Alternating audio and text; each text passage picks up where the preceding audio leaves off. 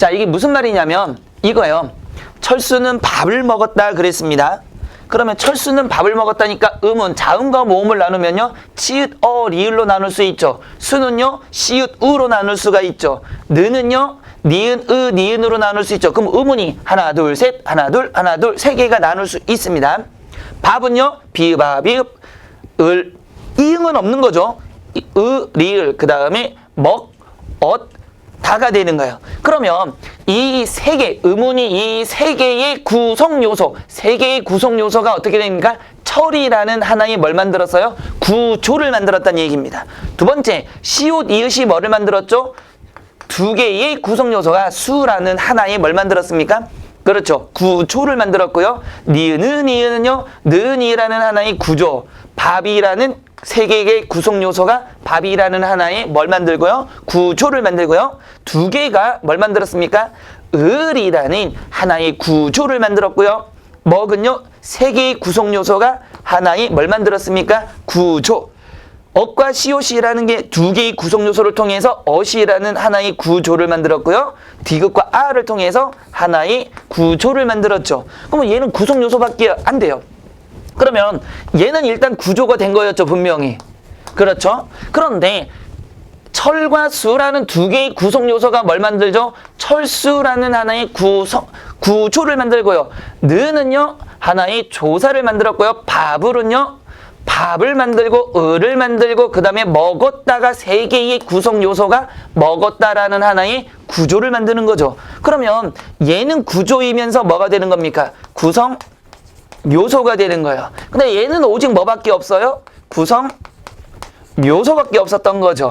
그러면 어절에서는요, 철수라는 거와 는이라는, 즉 명사와 조사의 두 가지의 구성 요소가 철수눈이라는 하나의 구조를 만들었고요. 그렇죠. 밥과 을이라는, 밥이라는 명사와 을이라는 조사가 만나서 또 뭘 만들었습니까? 밥을이라는 하나의 뭘 만들었죠? 구조를 만들었고요. 먹었다는 그대로 가겠죠. 그러면 여기도 마찬가지.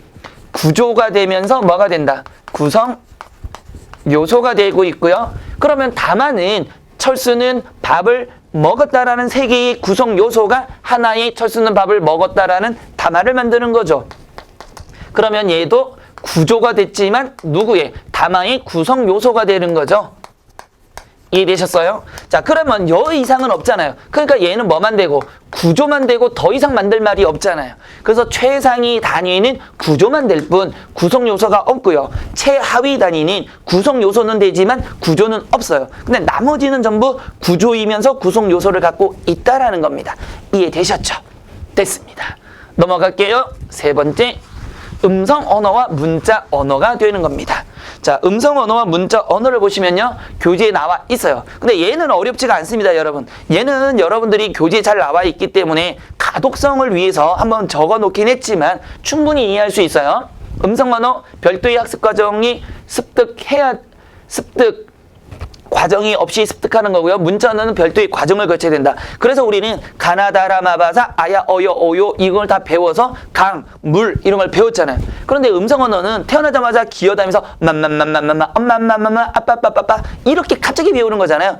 엄마가 앉혀놓고 너 지금 6개월이 됐는데 아직도 말을 못해? 따라해봐. 엄마 이렇게 안 한단 말이에요. 물론 엄마가 애가 귀여워서 엄마를 얘기하지 교육을 위해서 앉아봐. 엄마는 이렇게 가르쳐주지 않잖아요. 됐죠? 그 다음에 그래서 대부분의 비슷한 속도고요.